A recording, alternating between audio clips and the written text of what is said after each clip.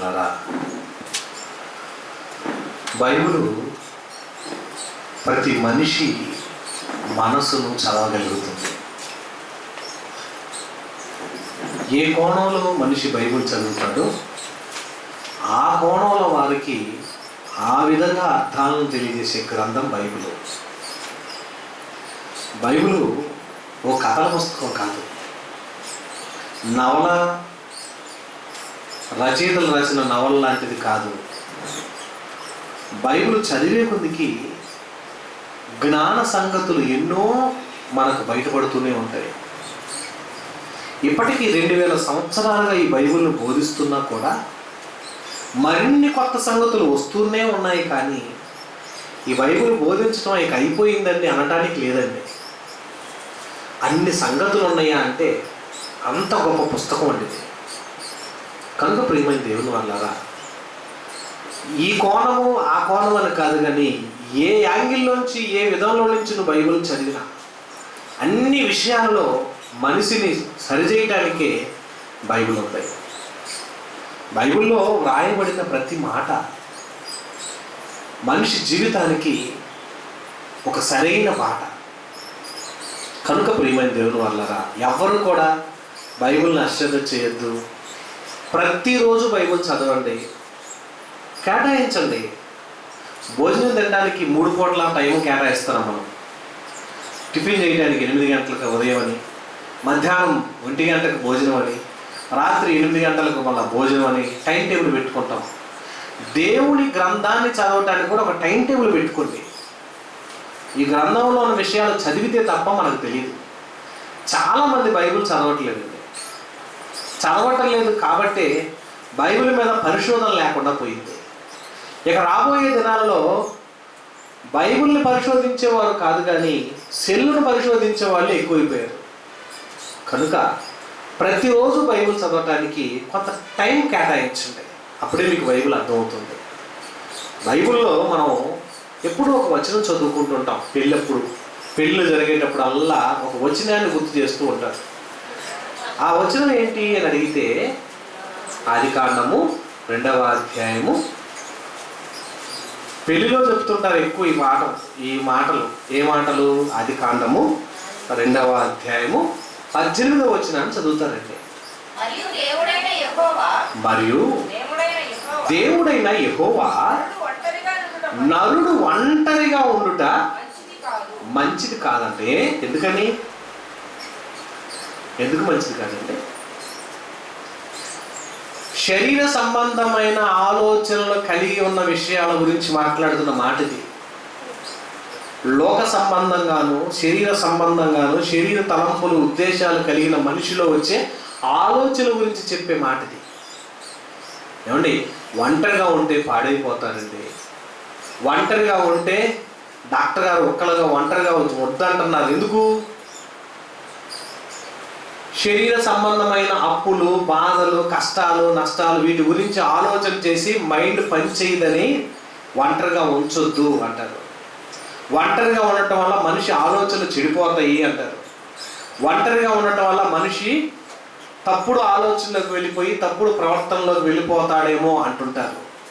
అంటే ఒంటరి జీవితం ఇంత భయంకరంగా ఉంటుందా అంటారు.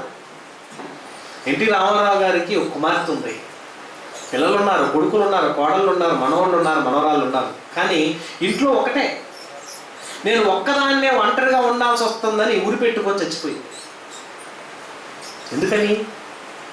ఒంటరిగా నేను ఉండలేను, అందరు ఉన్నారు కానీ నాతో ఉండేవాళ్ళు లేరు అనుకుంది కాబట్టి ఏం చేసింది? ఊరి పెట్టుకొని చచ్చిపోయింది. ఎందుకు ఇలాంటిది అంటే, ఒంటరి జీవితం భయంకరమా అని అడిగితే ఒంటరిగా ఉండే మనుషుల జీవితం భయంకరమే అంటుంది సమాజం. కానీ బైబిల్ దానికి డిఫరెంట్గా మాట్లాడుతుందంటే, ఒంటరి జీవితం శరీర సంబంధంగా మనం ఆలోచిస్తే పతనానికి తీసుకువెళ్ళిపోద్ది. శరీర సంబంధంగా ఆలోచించే ప్రతి మనిషిని పతనంలోకి వెళ్ళిపోద్ది. ఒంటరిగా ఉన్న ప్రతి మనిషి తప్పుడు ఆలోచనలోకి వెళ్ళిపోతాడు, తప్పుడు తలంపుల్లోకి వెళ్తాడు, తప్పుడు ఉద్దేశాల్లోకి వెళ్ళిపోతాడు. కానీ దైవత్వంలో ఎదిగిన వాడు, దేవుళ్ళలో బలపడిన వాడు, దేవుళ్ళలో ఉన్నవాడు ఎప్పుడు ఒంటరివాడు కాదండి. ఒంటరిగా ఉన్నారు వాళ్ళ గురించి మాట్లాడుకుంటాం, కానీ దేవుళ్ళో ఉంటే నువ్వు నమ్మావు, ప్రభువునందు విశ్వాసం ఉంచావు, రక్షించబడ్డావు, బాప్తిసం పొందావు, దేవుళ్ళో ఉన్నావు, ఊళ్ళో ఎవ్వరు లేరు, ఇంట్లో ఎవరు లేరు, ఒక్కడవే ఉన్నావు, నువ్వు ఒంటరివాడివా అంటే కాదండి. నీతో ఎవరున్నారు? దేవుడు ఉన్నాడు. ప్రయాణంలో నీకు దేవుడు ఉంటాడు, పనుల్లో దేవుడు ఉంటాడు, మార్గంలో దేవుడు ఉంటాడు, నీ ఆలోచనలో దేవుడు ఉంటాడు, నీ ప్రతి కార్యక్రమంలో ప్రతి పనిలో నీ దేవుడు తోడు ఉంటాడన్న ధైర్యం నువ్వు ఉండాలండి. నువ్వు దేవుడిని నమ్మావు కనుక. అంటే దేవుడు కొంతసేపు ఉండి కొంతసేపుడు మాయమయ్యేవాడా? కాదండి. ఎప్పటికీ నీతో ఉండేవాడే, ఎప్పుడు నీతో ముచ్చట చెప్పేవాడే, ఎప్పుడు నీతో కొన్ని ఆలోచనలు రేకెత్తించేవాడే, ఎప్పుడు నీ మనసులో ఎన్నో కొత్త ఆలోచనలు రేకెత్తించే వ్యక్తి అండి దేవుడు. అంటే దేవుడు ఇంతగా మనల్ని ఆలోచిస్తాడా, ఇంతగా మన మీద ఆలోచనలు కలిగి ఉంటాడా? అవునండి. దేవుడు ఇంతగా మనల్ని గొప్ప చేస్తాడు. అంత గొప్పవాడా దేవుడు? అవును. ఎందుకంటే యాకోబు సంగతి మీకు తెలుసు. యాకోబు అన్నను మోసం చేసి మామగారింటికి వెళ్ళిపోయాడు, మేనమామ ఇంటికి. అక్కడికి వెళ్ళిన తర్వాత ఇద్దరు కుమార్తెలను వివాహం చేసుకున్నాడు. లాబాను కూతురైనటువంటి లేయాను రాహేల్ ఇద్దరిని పెళ్లి చేసుకొని వారితో పాటు 12 మంది సంతతిని కన్న తర్వాత మరలా మన ఊరు మనం వెళ్ళిపోదామని ప్రయాణమై తాను సంపాదించిన గొర్రె మందలను, పని వాళ్ళను, మరి దాసదాసీలను, అలాగే భార్యలను, కుమారులను ముందుగా పంపించాడండి. ఎందుకని వెళ్ళలేదు? తాను కూడా వీళ్ళతో ఎందుకు వెళ్ళలేదండి? భయం. ఎందుకు? అన్న ఎక్కడ చంపేస్తాడో, అన్నను మోసం చేసి వచ్చాను కాబట్టి అన్న నన్ను చంపేస్తాడు అన్న భయంతో ముందు వీళ్ళని పంపించేశాడు. పంపించి ఒక్కడే మిగిలిపోయాడండి. మరి ఒంటరిగా ఉంటే మంచిది కాదు కదా. ఇక్కడ ఏం చేశాడు ఇతను? ఎప్పుడైతే ఈయన ఒంటరిగా ఉండిపోయాడో, మిగిలిపోయాడో, ఆదికాండము 32వ అధ్యాయం అందరు తీయండి. ఆదికాండము 32వ అధ్యాయము 24వ వచనం. చూసారండి ఏమన్నాడు? యాకోబు ఒక్కడే మిగిలిపోయాడు అంటండి. ఎందుకు? అందరూ పంపించేశాడు, ఒక్కడే మిగిలిపోయాడు. మిగిలిపోయిన తర్వాత ఇతను ఏమంటున్నాడు అంటండి,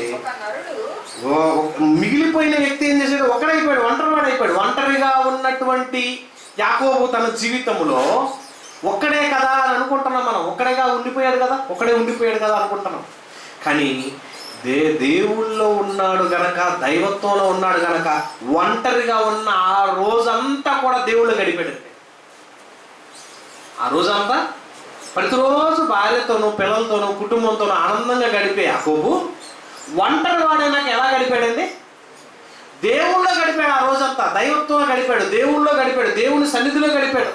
తెల్లవారు దేవుని సన్నిధిలో ప్రార్థన చేస్తున్నాడు, తెల్లవారు దేవుని సన్నిధిలో పోరాటం చేస్తున్నాడు, తెల్లవారు దేవుని సన్నిధిలో దేవుని కొరకు ప్రాధేయపడుతున్నాడు. దేవుని సన్నిధిలో ఇలా ప్రాధేయపడ్డాడు, ప్రయాసపడ్డాడు, దేవుని సన్నిధిలో ఉన్నాడు. చివరికి దేవదూత అతనికి వచ్చి యాకోబుతో నీ పేరేంటి అని అడిగి, అప్పుడు ఏమన్నాడంటే నా పేరు యాకోబు కదా అన్నాడు. యాకోబు కాదు, ఇక్కడి నుంచి నీ పేరేంటి? ఇశ్రాయేలు. అంటే ఇప్పటి వరకు తన జీవితంలో, వ్యక్తిగత జీవితంలో మార్పు లేని ఈ జీవితం ఒంటరిగా దేవునితో గడిపిన తర్వాత ఏమైపోయాడండి? మనసు మారిపోయింది. దేవుని కొరకు బ్రతకటం ప్రారంభించాడు, దేవుళ్ళు ఎదగటం ప్రారంభించాడు, ఆత్మీయ స్థితిలో బలపడ్డాడు, ఆత్మీయంగా ఎదగడానికి స్థిరపడిపోయాడు. అంటే నరుడు ఒంటరిగా ఉంటే పాడైపోతాడేమో, పతనం అయిపోతాడేమో మనం అనుకుంటాం, కానీ ఆత్మీయ జీవితంలో ఉన్న ప్రతి విశ్వాసి ఒంటరిగా ఉండడండి, దేవుడితో జంటగా ఉంటాడు. మీరు ఎప్పుడన్నా ఎప్పుడన్నా గడిపారా?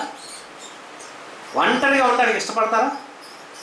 ఒంటరిగా బండి మీద ప్రయాణం చేశారు, ఒంటరిలో కారులో ప్రయాణం చేశారనుకోండి, ఎవరు లేని సినిమా పాటలు పాడుకుంటారా? పాడతారా? అలాంటి వాళ్ళు ఉన్నారా విశ్వాసులు? మీరు ఒంటరిగా ఉన్నారనుకోండి, అసలు దేవునితో ఆ సంబంధం, దేవునితో ఆ పాటలు, దేవునితో నీకు తెలిసినటువంటి పాటలు, లేదా నీ కొత్తగా నువ్వు ఆత్మ జీవితంలో వచ్చేటువంటి పాటలు కానీ, అలాగే దేవునితో నీకున్నటువంటి అనుభవాలను జ్ఞాపకం చేసుకుంటూ, గుర్తు చేసుకుంటుంటే దేవుడు ఎన్నెన్నో ఆలోచనలు తెలియజేస్తాడంటే. ఒంటరిగా ఉన్నావన్న ఫీలింగ్ నీలో రాదు. బైబిల్ తీసుకొని చదువుతూ ఉండండి, మీతో పక్కన దేవుడు పక్క నుండి చెప్తున్నట్టు ఉంటుంది. దేవుడే పక్క నుండి మీతో మాట్లాడుతున్నట్టు ఉంటుంది. ఎందుకు? ఒంటరిగా నువ్వు లేవు, దేవుళ్ళో ఉంటావు. యాకోబు భార్యతో ఉన్నప్పుడు, పిల్లలతో ఉన్నప్పుడు, కుటుంబంతో ఉన్నప్పుడు హ్యాపీగా ఉన్నాడు, ఆనందంగా ఉన్నాడు. కానీ ఎప్పుడైతే ఒంటరిగా ఉన్నాడో ఎవరితో ఉన్నాడు? దేవుడితో గడిపాడండి. ఒంటరిగా ఉన్న తన జీవితాన్ని దేవుడితో గడపటం వలన ఆ దినమంతా దేవుడితో గడిపాడు. అసలు దేవుడు అతని పశ్చాత్తాపంతో కూడినటువంటి ఆ ప్రార్థనను విని తన యొక్క జీవితంలో తాను చేసినటువంటి పొరపాటు దేవుడి సందులో ఆత్మీయంగా ఎదుగుదలలో ఒప్పందం చేసుకున్నాడు. ఆత్మీయంగా దేవుళ్ళో బలపడ్డాడు. అలా బలపడ్డాడు గనక అతను ఏమైపోయాడు తెలుసా? ఆ రోజు నుంచి అతని పేరు మార్చబడింది. యాకోబు అన్న పేరు కాస్త ఏమైపోయింది? ఇశ్రాయేలుగా మార్చేశాడు. అంటే ఆత్మీయ జీవితంలో ఒంటరిగా ఉన్నవాడు బలంగా ఎదగలడా? ఎదగలడు, ఎదిగాడు. అంతెందుకండి, మీకు తెలిసినటువంటి వ్యక్తి యెహోషువ. యెహోషువ తన జీవిత కాలంలో ఇశ్రాయేలు కొరకు ప్రయాసపడుతున్నాడు. ఇశ్రాయేలు ఎలాగైనా నిలబెట్టుకోవాలని ఎన్నో కార్యక్రమాలు చేసుకుంటూ ఉన్నాడు. కొన్ని పట్టణాలు దాటుకుంటూ వెళ్తే ఎరుకో పట్టణం వచ్చింది. ఆ ఎరుకో పట్టణాన్ని ఎలా గెలవాలి, ఎలా జయించాలి అని అనుకుంటున్నప్పుడు ఒంటరిగా కొన్ని ఎరుకో ప్రాంతానికి వెళ్ళి ఆలోచన చేస్తున్నాడు. ఒంటరిగా తను ఆ ప్రాంతానికి వెళ్ళినప్పుడు ఒంటరిగా ఉన్న తన జీవితాన్ని చూసిన దేవుడు ఒక దేవదూతను పంపించాడండి అక్కడికి. అందరితో కలిసి ఉన్నప్పుడు రాలేదు. ఎక్కడైనా దేవదూతలు అందరితో కలిసి ఉన్నప్పుడు వచ్చినాయా? లేవండి. ఏ భక్తులైతే ఒంటరిగా దేవుని కొరకు ఆలోచన, దేవుని కొరకు ప్రణాళిక, దేవుని కొరకు కొన్ని ఆలోచనలు, తలంపులు కలిగి ఉంటుంటాడో వాళ్ళ ఓదార్చడానికి, వారిని దేవుళ్ళు బలపరచడానికి, దైవత్వంలో ఎదిగింపజేయడానికి ఏం చేసేవాడు తెలుసా? ముందు దేవుడు వారికి కొన్ని దేవదూతలు పంపించాడండి. అందులో యెహోషువ కూడా ఒక సందర్భం జరిగింది. ఏం జరిగిందో చూద్దాం. యెహోషువ గ్రంథం 5వ అధ్యాయము 13వ వచనంలో రండి. యెహోషువ గ్రంథము 5వ అధ్యాయము 13వ వచనం.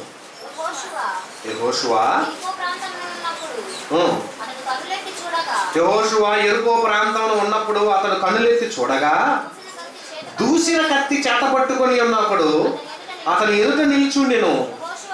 యెహోషువ అతని యొద్దకు వెళ్ళి, నీవు మా పక్షమున ఉన్నవాడవా, మా విరోధం పక్షములుగా ఉన్నవాడవా అని అడగగా. చూసాడంటే ఆ కాలంలో భక్తులుగా ఉన్నటువంటి ఆ సమయంలో యెహోషువ దేవుని సన్నిధిలో గడుపుతున్నాడండి. భక్తులందరూ కూడా ఒంటరిగా దేవుళ్ళు గడపడం ప్రారంభించారు. కుటుంబ ప్రార్థన వేరు, సహవాస ప్రార్థన వేరు, నియమక కూడికలు వేరు, సభలు వేరు. కానీ ఒంటరిగా దేవుళ్ళు గడపటం కూడా వేరండి.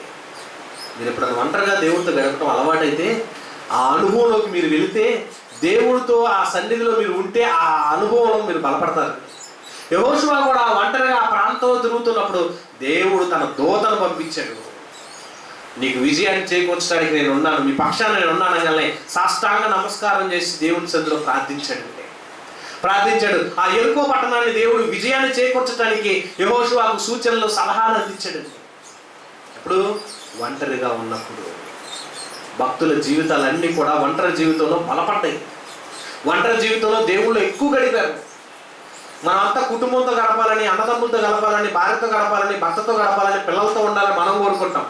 ఒంటరిగా దేవుడు కొంత కుటుంబాల్లో కొందరు ఒంటరి చేస్తుంటాడు. ఎందుకు ఒంటరి చేస్తున్నాడు తెలుసా? నువ్వు దేవుళ్ళలో దగ్గర చేయడానికి. బాధ మీద బాధ, కష్టం మీద కష్టం, నష్టం మీద నష్టం, శ్రమల మీద శ్రమలు, నిందలు, అవమానాలు భరించలేని ఒక్కొక్కటి నీ మీద పడుతున్న కొద్ది ఏమైతే తెలుసా? అవన్నిటిని నువ్వు తట్టుకోలేక దేవుని దగ్గరికి వెళ్ళిపోతావు. ఒంటరిగా నీ గదిలోకి వెళ్ళి ప్రార్థన చేస్తావు. ఒంటరిగా ఎక్కడ దొరికితే అక్కడ అవకాశం ఉన్న కాడలా మోకరించి ప్రార్థన చేయడానికి సిద్ధపడిపోతావు. ఎందుకో తెలుసా? నిన్ను బలపరుచుకుంటాడు దేవుడు. తన వైపు ఆకర్షించడానికి, తన వైపు నీ కార్యం జరిగించడానికి, తన ద్వారా నీ పని జరిగించడానికి ఏదైతే నిన్ను ఎవరినైతే ఎన్నుకున్నాడో ఎన్నుకున్న వారిని స్థిరపరచుకుంటాడండి దేవుడు. యెహోషువను కూడా నిలబెట్టుకున్నాడు. యెరికో పట్టణాన్ని జయించాడండి. అంతెందుకండి, ఇంక ముంచుకు వెళ్ళినట్టయితే మీ అందరూ తెలుసు గిద్యోను ఆ మిద్యానీయుల ప్రాంతంలో ఆ ప్రదేశం అంతా మిద్యానీయులు మరి ఇశ్రాయేలుని ఇబ్బంది పెడుతున్నప్పుడు ఆ మిద్యానీయుల్ని ఎలా గెలవాలనుకున్నటువంటి టైం అండి. ఒంటరిగా ఆలోచిస్తున్నాడు, నా పరిస్థితి ఏంటి, ఇశ్రాయేల్ అందరి పరిస్థితి ఏంటి, ఎలా అయిపోయింది, ఇశ్రాయేల్ అందరూ ఎలా అయిపోతే మళ్ళీ వీళ్ళని ఎలా కాపాడుకోవాలి, వీళ్ళని ఎలా రక్షించుకోవాలి, దేవుడు లేడా మనకి, దేవుడు మనకు అండగా ఉన్నాడా, దేవుడు మనకు కాపాడ్డా. చూసారండి, ఐగుప్తు దేశం నుంచి కాపాడిన దేవుడు మనతో ఉన్నాడా అని ఒక ఆలోచనకు వెళ్ళిపోయాడండి గిద్యోను. అప్పుడు దేవుడు గిద్యోనుతో కూడా ఏం మాట్లాడాడు చూడండి. న్యాయాధిపతుల గ్రంథం 6వ అధ్యాయం, అందరికీ న్యాయాధిపతుల గ్రంథం 6వ అధ్యాయం 11వ వచనం నుంచి చూద్దాం. న్యాయాధిపతుల గ్రంథం 6వ అధ్యాయం 11వ వచనం. యెహోవా దూత వచ్చి అబీయెజ్రీయుడైన యోవాషునకు కలిగిన యొఫ్రాలోని మస్తకి వృక్షము కింద కూర్చుండి నేను యోవాషు కుమారుడైన గిద్యోను మిద్యానీయులకు మరుగైనట్లు గానుగ చాటున గోధుమలను దుల్లగొట్టుచుండగా. మిద్యానీయులు కనబడితే ఎక్కడ గొడవ చేస్తారో, మిద్యానీయులు కనబడితే ఇశ్రాయేల్ బతకనట్లని చంపేస్తున్నారు, మిద్యానీయులు భయంకరంగా ఇశ్రాయేల్ని వెంటాడుతున్నారని గానుగ చాటుగా ఏం చేస్తున్నాడు? గోధుమలను దుల్లగొట్టుచున్నాడు. ఒంటరిగా ఉండిపోయాడు, ఒక్కడిగా ఉండిపోయాడు.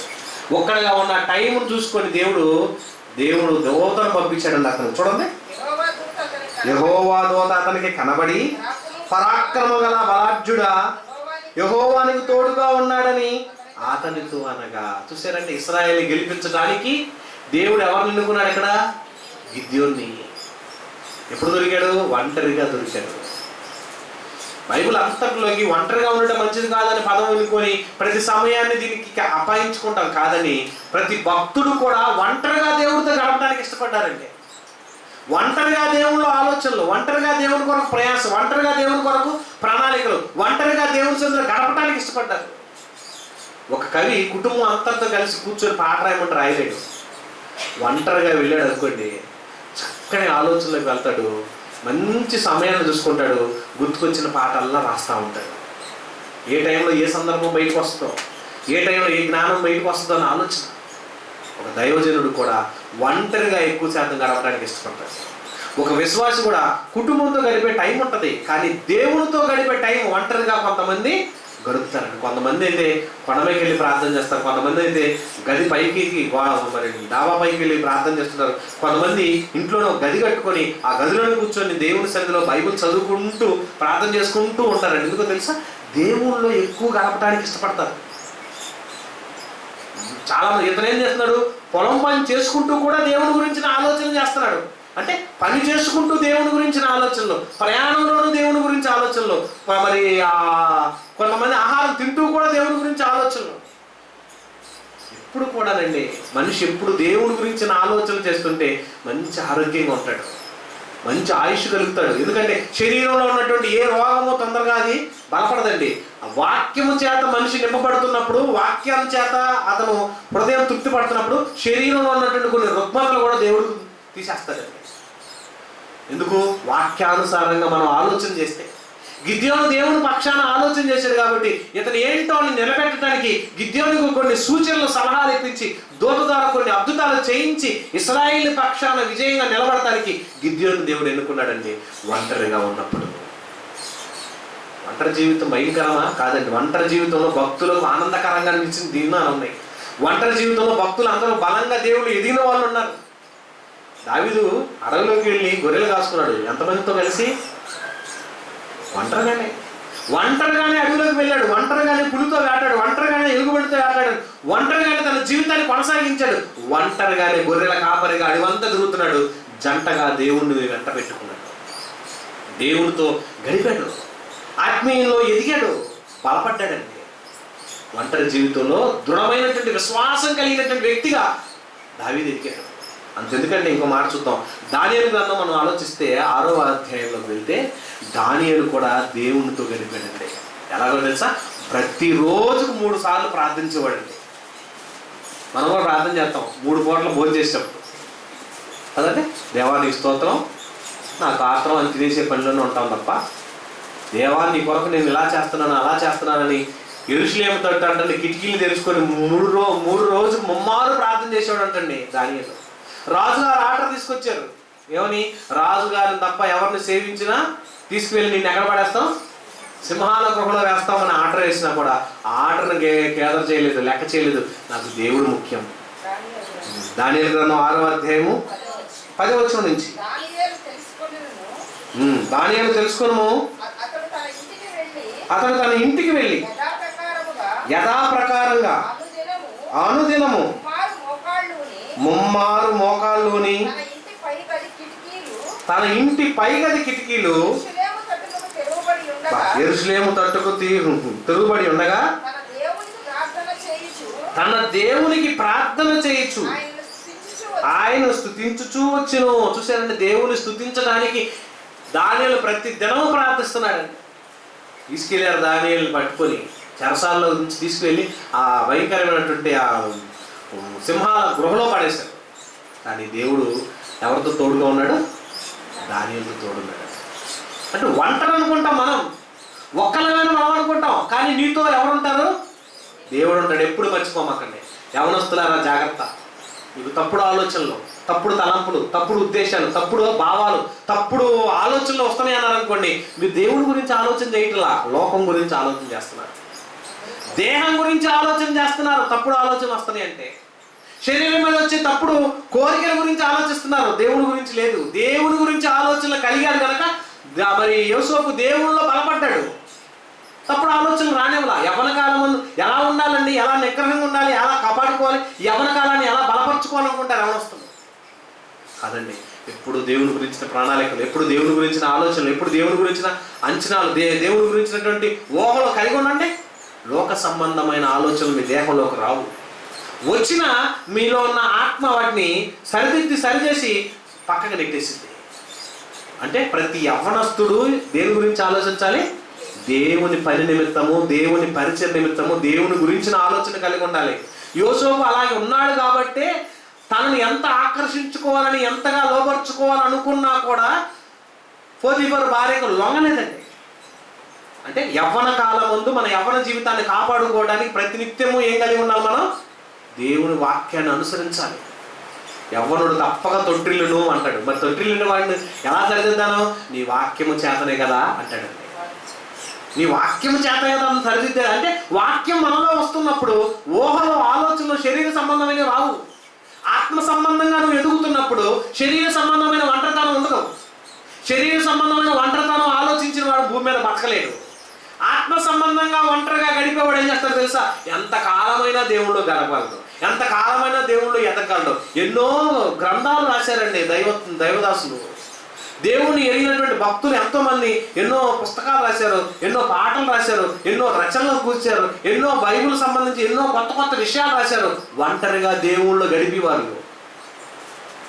ఏలియా దేవుళ్ళు ఒంటరిగా గడిపాడు, యోషువ ఒంటరిగా గడిపాడు, ఎలీషా ఒంటరిగా గడిపాడు, మోషే 40 రాత్రులు 40 పగల్లో కొండ మీద ఎక్కడున్నాడు? ఎంతమందితో ఉన్నాడు? ఒంటరిగానే. కానీ ఎవరున్నారు తోడు? దేవుడు ఉన్నాడని. అంటే భక్తులందరూ మనం ఆలోచిస్తే వారు భక్తులు బలపడటానికి, దైవత్వంలో ఎదగటానికి ఒంటరిగా దేవుని సొంతలో గడిపారు ఎన్నో దినాలు. వాళ్ళందుకే గొప్పవాళ్ళయ్యా. 10 మందితో కలిసి మాట్లాడుకుంటూ కొంతమంది పోకిరి కబుర్లు, పోకిరి మాటలు, పోకిరి సందర్భాలు కూడా, కొంతమంది విశ్వాసులు కూడా కొంతమంది ఏం చేస్తారు తెలుసండి? జోకులు వేసుకుంటున్నారు. కొంతమంది జోకులు వేసుకుంటాము. 10 మంది మేము ఒకసారి కలిసినప్పుడు జోకులు వేసుకోవద్దు, అల్లర్చంద్రగా మాట్లాడుకోవద్దు. దేవుని సంబంధం మాట్లాడండి, ఎవరో గురించి వద్దు. దేవుని సందర్భాల గురించిన మాటలు మనం వస్తుంటే మనతో పాటు దేవుడు కొన్ని విషయాలు కార్యాలు చేస్తుంటాడు. అంతెందుకండి, పౌలు తన జీవిత కాలంలో అందరూ వదిలేశారంటే, పౌలు తన జీవితంలో అందరూ వదిలేశారు, అందరూ తోసేశారు, అందరూ లేకుండా చేశారు, అందరూ తనకి లేకుండా చేశారు, అందరూ తనని మరి దూరం చేసుకున్నప్పుడు అందరికీ దూరం అయిపోయిన పౌలు ఏమంటారో తెలుసండి? తిమోతికి రాసిన 2వ పత్రిక ఒకసారి చూడండి. తిమోతికి రాసిన 2వ పత్రిక 4వ అధ్యాయము. తిమోతికి రాసిన 2వ పత్రిక 4వ అధ్యాయము 6వ వచనం నుంచి చూడండి. ఏమన్నాడు చూడండి? నేను ఇప్పుడే ప్రాణార్పణముగా పోయబడుచున్నాను. 2వ తిమోతి 4:16. ఏమన్నాడు తెలుసు? నేను మొదట సమాధానం చెప్పినప్పుడు ఎవడునో నా పక్షమున నిలవలేదు. చూసారండి ఏమైపోయారంటే? అందరూ విడిచిపోయారు. పౌలుందు ఎవరెవరితో సావాసం చేసి తిరిగాడండి? ఎవరెవరిని అడ్డ పెట్టుకొని తిరిగాడు? దేమాతో వెళ్ళాడు, తిమోతితో వెళ్ళాడు, ఆ తర్వాత బర్నబాతో వెళ్ళాడు, ఆ తర్వాత మార్కుతో వెళ్ళాడు. చాలా అపోస్తులు ఎంతోమంది ఉన్నారు. వీళ్ళందరూ ఏమైపోయారు? అందరూ విడిచిపెట్టేశారు, అందరూ వదిలిపెట్టేశారు. ఎప్పుడేమో ఏమైపోయాడు? ఒక్కడైపోయాడు. ఒకడైపోతే పాడైపోతాడా? ఒంటరివాడైన భక్తుడు ఎవరైనా పాడైపోతాడు. ఒంటరిగా ఉన్నవాడు లోక సంబంధి పాడైపోతాడు, లోకంలో ఉన్న వ్యక్తి పాడవుతాడు, దైవత్వంలో ఉన్న వ్యక్తి ఇంకా బలపడతాడండి. అందుకే ఇక్కడ పౌలు ఏమంటున్నాడు చూడండి, అందరూ నన్ను విడిచిపోయారు. చూడండి ఏమన్నాడు, అది వారికి నేరంగా ఎంచకుండును కాక, అంటే దేవుడు వారి మీద శిక్ష విధింపకూడదని కోరుకుంటూ కిందకి అంటున్నాడు, అయితే నా ద్వారా సువార్త పూర్ణంగా ప్రకటింపబడు నిమిత్తం. చూసారండి దేవుడు పౌలు గారు ఏమన్నాడు, అయితే అందరూ విడిచిపెట్టేశారు కానీ నేను సువార్త పూర్ణంగా ప్రకటింపబడు నిమిత్తం అన్యజనులు అందరూ దాని విను నిమిత్తము ప్రభువు నాతో నిలిచి. ఎవరున్నారంటే ఒంటరిగా ఉన్న ఇతరుతో ప్రభు దేవుడు ఉన్నాడు. దేవుడు నాతో నిలిచి నన్ను బలపరచను కనుక నేను సింహము నోట నుండి తప్పింపబడుతుంది. ప్రభు ప్రతి దుష్కార్యము నుండి నన్ను తప్పించి తన పరలోక రాజ్యమునకు చేరినట్లు నన్ను రక్షించును. చూసారు అంటే ఎవరు తోడుగా ఉంటారు? నువ్వు దేవుళ్ళో దైవత్వంలో ఎదుగుతూ ఉంటే ఒంటరిగా నువ్వు ఉన్న నీతో పాటు ఎవరు ఉంటారు? దేవుడు ఉంటాడు. దేవుడు తెలియకుండా నువ్వు ఏం చేయగలవు చెప్పండి? దేవుడు తెలియకుండా నువ్వు ఏం మాట్లాడగలవు? దేవుడు తెలియకుండా ఈ భూమి మీద నువ్వు ఏది కనిపెట్టగలవు చెప్పండి? నువ్వు ఎక్కడున్నా ఆయనకి తెలుసు, నువ్వేం చేస్తున్నావు తెలుసు, నీ పరిస్థితి తెలుసు, నీ జీవితం తెలుసు, నీ బ్రతుకు తెలుసు, నీ ఆలోచన తెలుసు, అసలు నీ తలంపులు తెలుసు. ఈ మధ్యకాలంలో కొన్ని మాటలు అంటున్నారండి, నీ సెల్ ఫోన్ తీసుకొని నీ గూగుల్లో ఏదో మాట్లాడతారు, నీ గూగుల్ నీ చరిత్ర చెప్పిద్దాం అంటారు. అంటే ఏదో కొత్తగా చెప్పారు, నాకైతే అర్థం కాలేదు దాని గురించి. ఏంటో అన్నది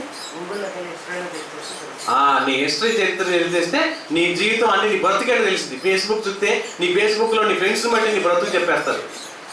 నీ ఇన్స్టాగ్రామ్ చూస్తే ఇన్స్టాగ్రామ్ బట్టి నీ జీవితాన్ని చెప్పేస్తారు. అలాగే బైబుల్లో ఉన్న నీవు భక్తులుగా ఉన్న నీ బ్రతుకుని బైబుల్ చెప్పింది. అటెక్స్ దేవుడి దగ్గర ఒంటరిగా ఉన్నావు అనుకుంటావు, కాదు, ఒంటరి కాదు. దేవుళ్ళో ఉన్న నువ్వు ఎక్కడ ఒంటరి అవుతావు? దేవుడు నీతో ఉంటాడు కదా. దేవుళ్ళో లేకపోతే ఒంటరి వాడు అయిపోతావు. ఒంటరిగా అనేక మంది చచ్చిపోతున్నారంటే కారణం ఏంటి? ఒంటరి జీవితం భరించలేకపోతున్నాం అంటే అర్థం ఏంటి? వాళ్ళు దేవుళ్ళో లేరు. దైవత్వంలో ఉన్న ప్రతి వ్యక్తి దేవుళ్ళో బలపడతాడు. పౌలు అంతటి వాడే ఒంటరిగా ఉన్నాను అనుకోక ఏం చేశాడంటే దేవుడు అతన్ని బలపరిచి అన్ని జనుల్లో ఇంకా ఉత్తేజపరిచే విధంగా వారిని అప్పగించాడంట. అసలు అంత ఎందుకండి? యేసుప్రభు రోజు ఏం చేసేవాడండి? పగలంతా ప్రార్థన, పగలంతా విశ్వాసం జరిగేవాడు, పగలంతా వాక్యాన్ని బోధించేవాడు. రాత్రికి ఏం చేసేవాడు తెలుసా? కొండకెళ్ళేవాడు. ఒక్కడే ఒంటరిగా ఉండిపోవడానికి ప్రయత్నం చేసేవాడు. ఎందుకు? చక్కగా నిద్రపోదాం ప్రశాంతంగానే కాదండి, దేవుడితో గడిపాడండి. చూడండి యోహాను సువార్త, మత్తయి సువార్తల కన్నా మత్తయి సువార్త 14వ అధ్యాయము 23వ వచనం చూద్దాం. మత్తయి సువార్త 14వ అధ్యాయము 23వ వచనం. అందరు తీయండి. మత్తయి సువార్త 14:23. ఆయన ఆ జన సమూహాలను పంపివేసి ప్రార్థన చేయుటకు ఏకాంతముగా కొండ ఎక్కిపోయి సాయంకాలం అయినప్పుడు ఒంటరిగా ఉండెను. ఒంటరిగా ఉండటం మంచిదా కాదా? ఒంటరి జీవితం లోకంలో ఉన్నవాడికి చెడ్డది, దేవుళ్ళో ఉన్నవాడికి ఆత్మీయ ఎదుగుదలకు ఉపయోగపడింది. దేవుని గురించి ఆలోచించండి. కొన్ని కొత్త పాటలు రాస్తారు. మన మధ్య అంజబాబు గారు రాసిన పాట ఇక్కడ మనం కొద్దిగా అనుకున్నాం, యూనివర్సిటీ లెవెల్లోకి వెళ్ళేవాడికి హైలైట్. గుంటూరు గద్దర్ అంటున్నారు అన్న వాళ్ళందరూ. కండవ వేసుకొని కనపడంగానే ఈయన చూడంగానే ఏమంటారు, అయ్యా మీ గుంటూరులో ఒక గద్దర్ వెలిసాడు అని అంటున్నారు. గుంటూరు గద్దర్ అని బిరుదెత్తున్నారు. నిజంగా ఒంటరిగా ఎన్ని సాధించవచ్చండి. భక్తుడిగా ఉన్న నీవు ఒంటరిగా దైవత్వంలో ఆలోచించండి. దైవత్వం, ఆ దేవుని స్థాయికి ఎదగండి. దేవుని స్థాయిలోకి వెళ్ళి మీరు ఆలోచించండి. మిమ్మల్ని గొప్ప చేస్తాడు దేవుడు. మిమ్మల్ని గొప్ప చేయాలంటే దేవుడు ఏం చేస్తాడో తెలుసా? మీరు ఆయనతో మమేకం అయిపోవాలి. యేసుక్రీస్తు ఎన్ని శ్రమలైనా, ఎన్ని నిందలైనా, ఎన్ని అవమానాలైనా తట్టుకోవడానికి ఏం చేశాడు తెలుసా? దేవుని దగ్గరికి వెళ్ళాడు. ప్రతిరోజు ఒంటరిగా దేవుని సన్నిధిలో గడిపాడు. ప్రతిరోజు ఒంటరిగా దేవుని సన్నిధిలో ప్రార్థించాడు. ప్రతిరోజు ఒంటరిగా దేవుని సన్నిధిలో గడపడం ప్రారంభించాడు. మనం ఎప్పుడన్నా ప్రార్థన చేస్తామని ఒంటరిగా ఒక్కరిగా కూర్చొని ప్రార్థన చేసే అలవాటు ఉందా? ఒక్కరిగా కూర్చొని బైబిల్ చదువుతారా? ఒక్కరిగా కూర్చొని కుటుంబంతో కలిసి ప్రార్థన చేయాలి, అది వేరు. కుటుంబ ప్రార్థన వేరు, వ్యక్తిగత ప్రార్థన కూడా ప్రతి మనిషికి అవసరం. ఇప్పుడు యేసుప్రభు అంటుంటాడు, శిష్యులందరూ కొండ మీద తీసుకెళ్ళాడు ఒకరోజు, రండి ప్రార్థన చేసుకుందామని. అలవాటు చేయాలి. అక్కడికి వెళ్ళి వాళ్ళందరూ కూర్చోబెట్టి ప్రార్థన చేద్దామపోతే వీళ్ళందరూ నిద్రపోతున్నారు. అప్పుడు ఏమన్నాడు తెలుసా? మీరు శోధనలో ప్రవేశించకూడనట్లు మెలకుగా ఉండి ప్రార్థించండి అని అన్నాడు. మనం ఎన్నో కష్టాల్లోకి, నష్టాల్లోకి, శ్రమంలోకి, నిందల్లోకి పడకుండా ఉండాలంటే మెలకు ఉండాలండి. దైవత్వంలో దేవుడితో సహవాసం ఉండాలి, దేవునితో ఎదుగుదల ఉండాలి. భక్తుల జీవితాలు అందరూ కూడా ఒంటరిగా ఉండి బలంగా ఎదిగారు. యేసుక్రీస్తు అంతటి వాడు కూడా తాను తట్టుకోలేనేమో అనుకున్నాడు సిలువ శ్రమలను. సిలువ మోయగలనా, సిలువను మరి ఉంచగలనా, ఈ గిన్నె నా దగ్గర తీసేయగలరా అని అన్నాడండి. అయినా కూడా నీ చిత్తమేనని దేవుళ్ళు నిలబడ్డాడు. నిజంగా ఒక భక్తుడు ఒంటరిగా దైవత్వంలో గడిపితే ఎన్నో విజయాలు ఉన్నాయి. ఒక వ్యక్తి ఒంటరిగా గడపటం వలన మోషే అంతటి వాడు 10 ఆజ్ఞలు తీసుకురాగలిగాడు. యెహోషువ అంతటి వాడు ఎరుకో పట్టణాన్ని జయించాడు. ఏలియా అంతటి వాడు కిషోర్ వాగు దగ్గర ఉండి అక్కడ ఉన్నటువంటి ఏలియా గారు మరి ఉన్నటువంటి దేవుని బయలు ప్రవక్తలందరూ ఒక్కసారిగా నరికివేశాడు. ఎలీషా అంతటి వాడు కూడా ఒంటరిగా దేవుని సన్నిధిలో బలపడ్డాడు. ఒంటరిగా పౌలు కూడా పోరాటం చేసి దేవుని కొరకు ఎదిగాడు. యేసుక్రీస్తు అంతటి వాడు కూడా ఒంటరిగా దేవుని పరిచర్యలో బలంగా ఎదిగాడు. అంటే భక్తులందరూ మనం ఆలోచిస్తే ఒంటరిగానే దేవుళ్ళు బలపడ్డారు. అంటే మన జీవితం కూడా ముందుగా కుటుంబంతో పాటు, సమాజంతో పాటు, సంఘంతో పాటు ఒంటరిగా దేవుని సన్నిధిలో ఎదగటం నేర్చుకోండి. అలా ఎదగటం వలన, దైవత్వంలో ఉండటం వలన నీ బ్రతుకు బాగుంటుంది. బ్రతుకు బాగుండాలంటే ఏం చేయాలి? మీరు ఒంటరిగా దేవుళ్ళు గడపడానికి ఇష్టపడండి. యేసుక్రీస్తు అంతటి వాడు ఒంటరిగా గడిపాడు. దావీదు అంతటి వాడు ఒంటరిగా గడిపాడు. ఒంటరిగా దేవుళ్ళు గడిపాడు. ఎన్నో రాత్రుల్లో ప్రార్థనలు చేసుకుంటూ, తాను చేసిన తప్పులు ప్రాయశ్చిత్తపడుతూ, తన పరుపు తన కన్నీటిగా కొట్టుకుపోయే అంతగా ఏడ్చి కన్నీళ్ళు కార్చారని దావీదు ఒప్పుకున్నాడు. ఒంటరి జీవితం దేవునిలో ఉన్నవాడికి అద్భుతమే కానీ ఆయాస్కరం కాదండి. లోకంలో ఉన్నవాడికి ఒంటరి జీవితం నరకం, కానీ దేవుళ్ళు ఉన్నవాడికి గొప్ప వరం. కనుక ప్రియమైన దేవుళ్ళ ఎంతోమంది భక్తులు ఒంటరి జీవితంలో విజయాన్ని సాధించారు, దేవుళ్ళలో గడిపారు, వారి ఆత్మీయ జీవితాన్ని బలపరుచుకున్నారు. మనం కూడా ఒంటరి వాళ్ళం కాదు, దేవుణ్ణి నమ్మినాక మనం దేవుళ్ళలో ఉన్నవాళ్ళం. కనుక దేవుణ్ణి కలిగి ముందుకు సాగుతాం. కళ్ళు మూసుకొని ప్రార్థన చేసుకుందాం. మహోన్నతుడైన మా గొప్ప దేవా, మీకు వందనాలు తండ్రి. మా జీవిత కాలం అంతా మీకు తెలుసు.